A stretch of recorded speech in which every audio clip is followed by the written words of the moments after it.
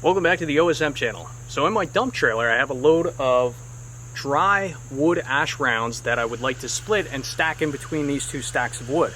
However, before I can do that, I have to repair this collapsed pipe that terminates pretty much in between these two piles. What is that pipe? Well, that is a collapsed gutter drainage line. I bought this house about 4 years ago, and ever since I bought this house during heavy rainstorms, I noticed that there was a little bit of a water issue on one corner of the basement foundation. Not severe, but a little bit of water permeating through the block wall, and I always had attributed that to the house being next to a hillside.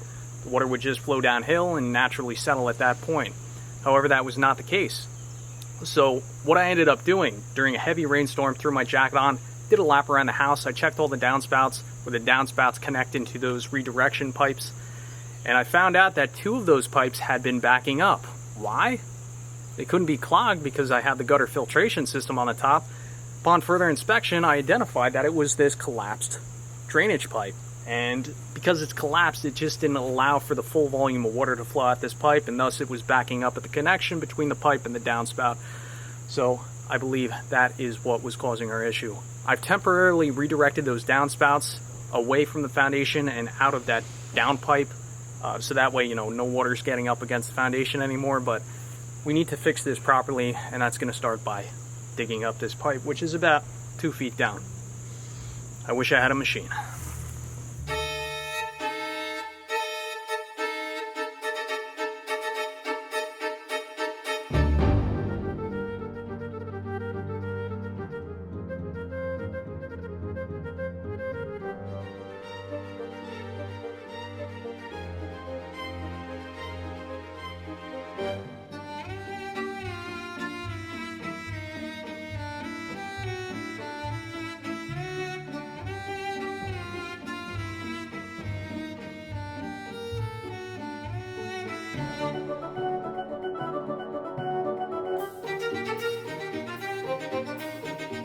So I've been going for about 2 hours now. Blisters started to kick in. But I got to the point where I'm going to make my 45. Trenched about 2 foot that way. I still got maybe 5 or 6 feet I got to go yet. But that's shallower, so I'm not as concerned about that. I'm running out of daylight is what I'm getting at here. What I'd really like to do is get to a good piece of pipe I can take with me to the supply center in the morning. Get the material I need to complete the rest of this job, and I'll have more energy tomorrow to keep trenching. But unfortunately, you can see that the pipe is collapsed at this point. This is where I initially dug down, so I'm finding that I have to continue trenching back towards the house. I think I finally got to a spot where I'm finding pipe that's not completely collapsed, but I gotta move that pile of dirt out of the way. It's like 3 foot of dirt I gotta go through there and try and find enough room as to where I can sneak a coupling onto the good pipe. Hopefully the good pipe is right there, but fun, fun, fun.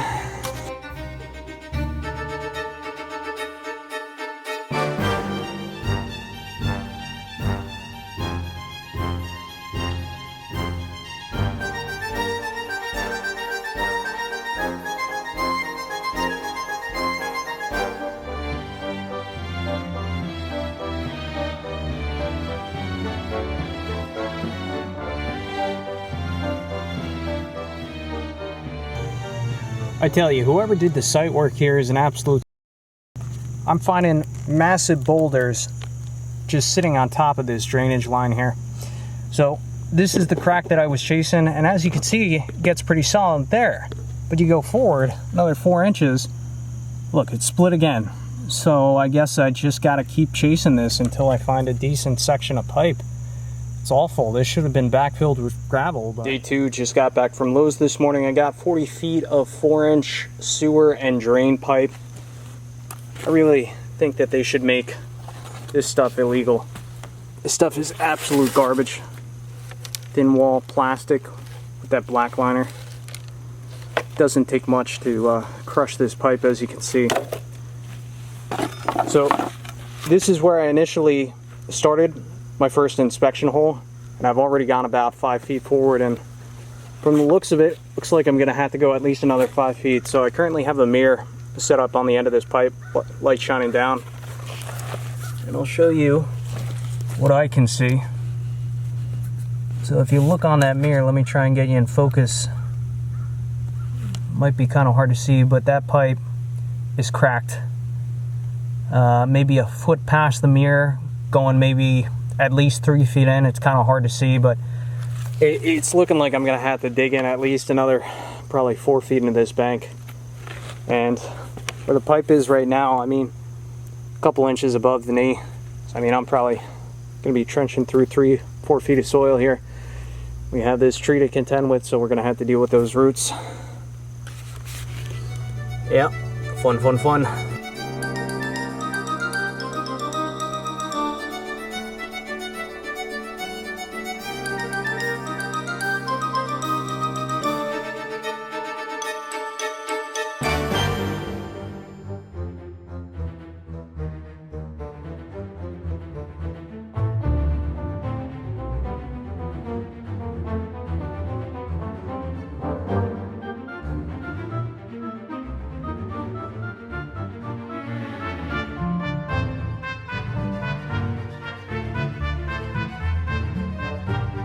And as you can see, I've extended forward approximately 2 feet.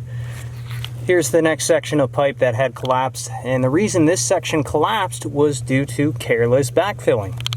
Just a rock jabbing right into the side of that pipe. So I don't know, it's probably been like this ever since they put this in. They really should have backfilled this hole with 3/4 gravel or sand or something, at least, you know, I don't know, 10-12 inches. But that would have added too much expense. So I'm praying that ahead of this crack that we'll have good pipe right in here. You actually can see the tree root, which, I mean, that tree root's probably 3.5 feet below grade. Looks like this is where it literally entered the pipe. You can actually see it right there. So I don't know, I'm really hoping that we'll be safe from this point forward. I think we will, but I'll just have to keep digging down and see what I find.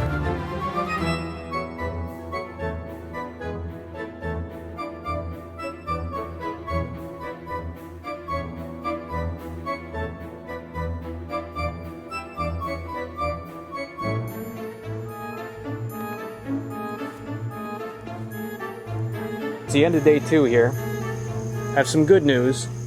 I cut out the pipe from here going back, and from this point about 2 foot forward there's another bad section of pipe, but I was able to take my mirror on an angle, get a good look into the pipe, and after that 2 foot section, the rest of the pipe appears to be solid and in good shape. So that gives me a little bit of hope. So my plan of action tomorrow, going to continue to dig this last little section here, cut out that 2 foot section. But you know, the other thing is too, I've always had a small drainage issue right here on the slate patio. Like, water collects here and then it pours out that way. So, you know, I've come this far, I might as well put a little catch basin in here. So I'll probably run back to Lowe's tonight, grab another section of pipe, a bunch of fittings, that catch basin. Those catch basin, oh shoot, I think they're like 60-70 bucks, but yeah. Come this far, I might as well do the job right. Alright, it's day number 3. Went to Lowe's late last night, got this catch basin box, another length of pipe, another $100 later, right? But this is the low spot in the patio, so we're going to mark this out with a piece of soapstone and then cut it out with a diamond tipped wheel on a 4.5 inch angle grinder.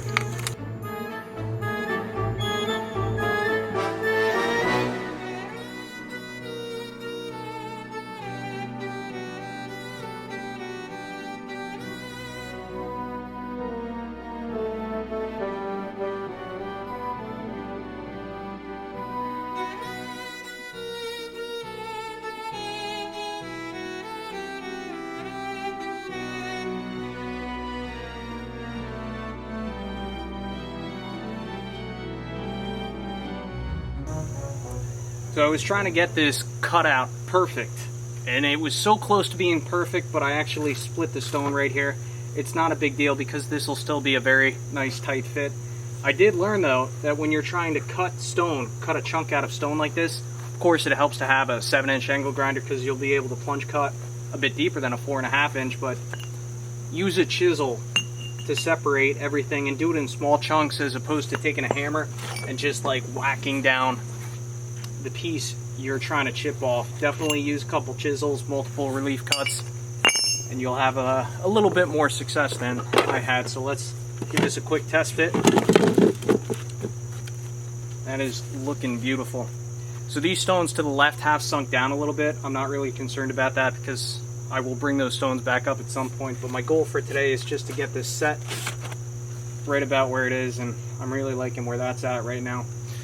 So we're gonna have to trench from here back to our main trench. I know there's some electrical lines I need to watch out for here too, so I'm gonna do that off camera and check back in with you when we're ready to tie all these pipes together.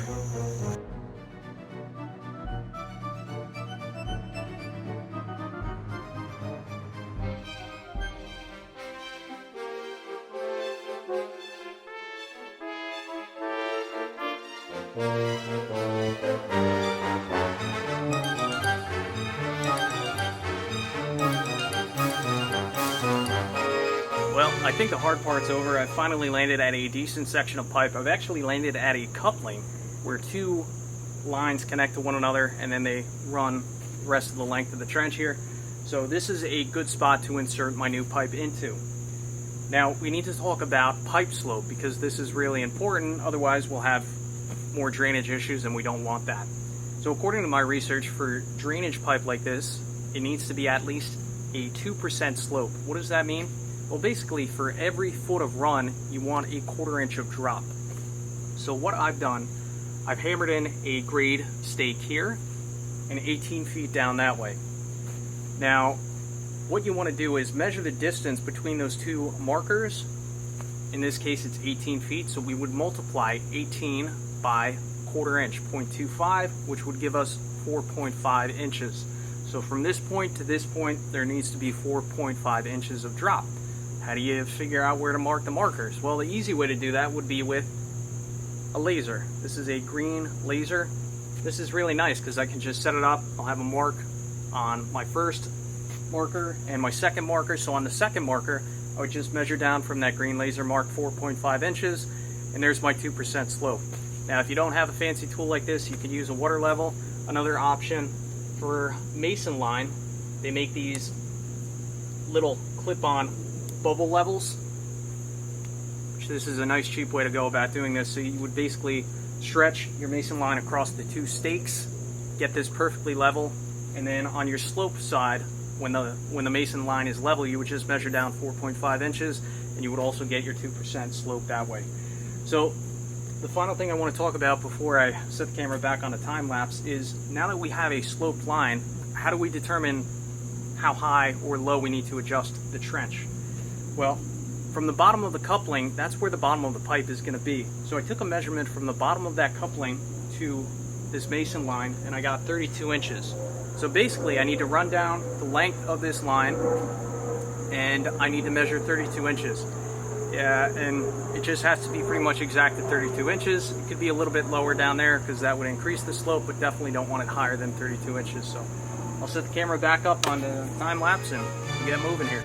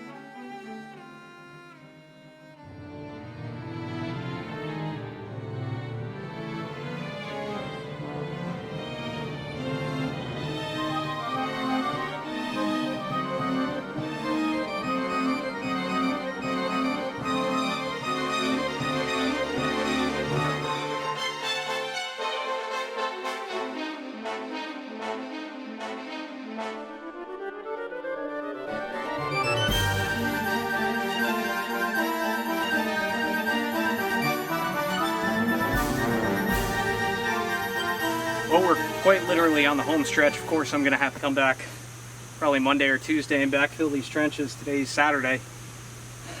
Let's talk about how I'm deciding to end this pipe. Initially I was thinking, well, I'll just have the pipe kind of come up with the grade of the dirt, but I got to thinking, you know, that's kind of a trip hazard. It doesn't look cosmetically pleasing, so I looked into my alternatives and I found this. So this is a pop-up drain, and how it works, the drain sits flush with the soil. The pipe connects to this drain, and when water needs to come out, and this drain literally pops up like that. Now I know what you're thinking, well, you live in the Northeast, aren't you worried about water sitting in these pipes and cracking the elbow and perhaps the pipes? Well, initially I was thinking yes, but after taking a closer look at the product and reading the instructions, as long as you do this correctly, you're not going to have an issue. If you take a look at the bottom of the elbow here, there's a little weep hole right there. Now I've dug down about 12 inches, the instructions say 10 inches, and you want at least a 4-inch base of gravel, so I have some gravel in the wheelbarrow. We'll fill in the bottom of this hole, kind of get this set, measure our pipe, and finish up.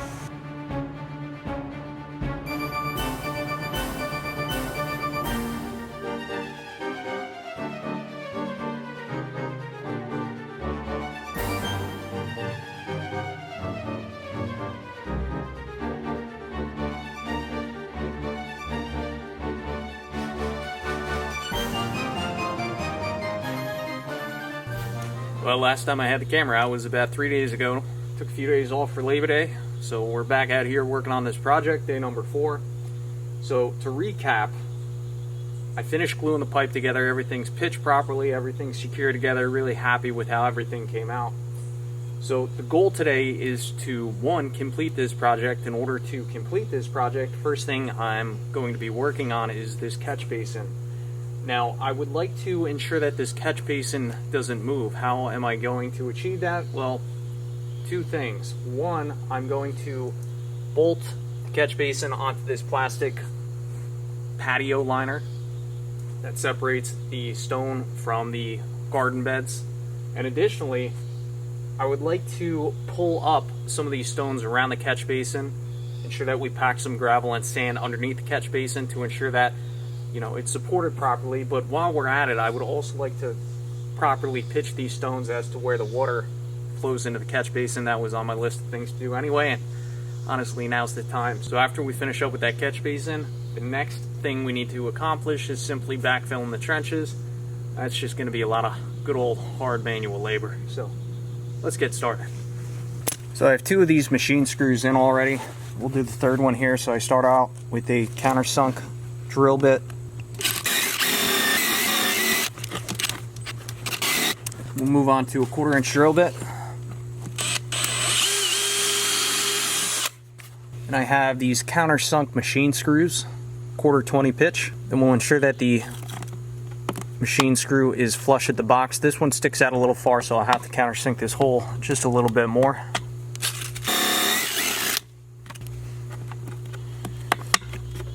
That's nice and flush. Finally, on the back, stainless steel washer, stainless steel nut.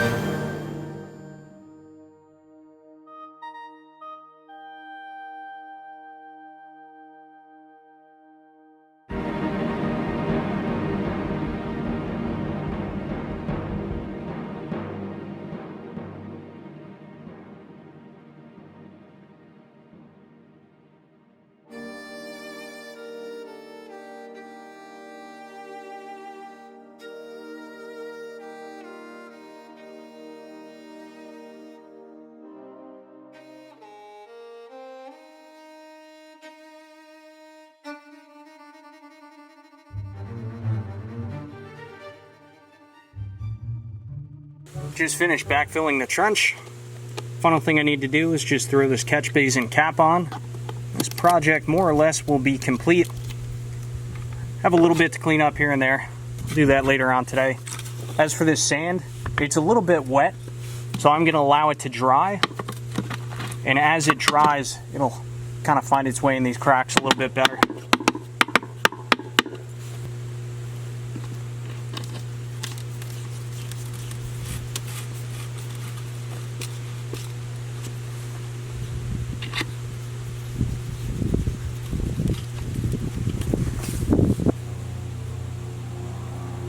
So why is there a metal can in the ground? Well, there's low voltage landscape lights around this area. The power supply is over on the house, and the feed for the rest of the lights around the pond and waterfall are fed from a line that goes directly across our trench. So when I uncovered that wire, I figured, you know what? I may want to put some landscape lights here in the future, so I decided to tap into that run. Have a little line that comes out of some extra green pipe that I had laying around, and it's just kind of covered up with this can for now. Of course, I got to bury that can now, but I wanted to show you guys what was there. But it made sense, and that'll make it much easier to tap into this line in the future. Should I have compacted this trench down with a plate compactor while I was backfilling, or at least a tamper? Yeah, probably, but at the end of the day, this isn't supporting any significant weight. Most amount of weight that's going to be going over this trench is my lawnmower with a load of logs, so I'll allow this to settle naturally. I kind of bermed it up a little bit, built it up a little bit higher, because I do expect this to settle down over the next few years, but it's no big deal to just come back in here and throw a little topsoil and seed down over what has sunken down. I have two somewhat large piles of rocks here. I decided to put rocks pretty much less than 5 inches back into the trench, but anything larger, I didn't want to risk it damaging that pipe, because we know what happened last time. Even though that green sewer and drain pipe is much stronger than this junk, I still didn't want to take any chances. And of course, you know, 30, 40 years down the road, if anybody has to uncover that trench, it'll be a lot easier with these rocks out of the way. So off camera, I'll probably throw these in the dump trailer and haul them over to one of the rock walls on the property. And the final thing we have to talk about is this pop-up drain. So obviously when the water flows down the line, it will pop up the drain, the center cap, and if the flow is so extreme, this will actually come right out of the pipe fitting, but I don't want to pull it out right now because I don't want anything to fall back in the pipe. And again, as noted earlier, the elbow that connects to this pop-up drain has that weep hole in the bottom, and I did put a significant amount of gravel around that elbow, and of course at least 4 inches down. That's what the instructions state. So in the winter time, we shouldn't have to worry about this elbow freezing, and if it freezes, big deal, I'll just replace it. After 3.5 days of intense labor, I can finally say that this project is complete, and I am proud to put my name on it. As always, I would like to thank you for watching, and I will catch you on the next one.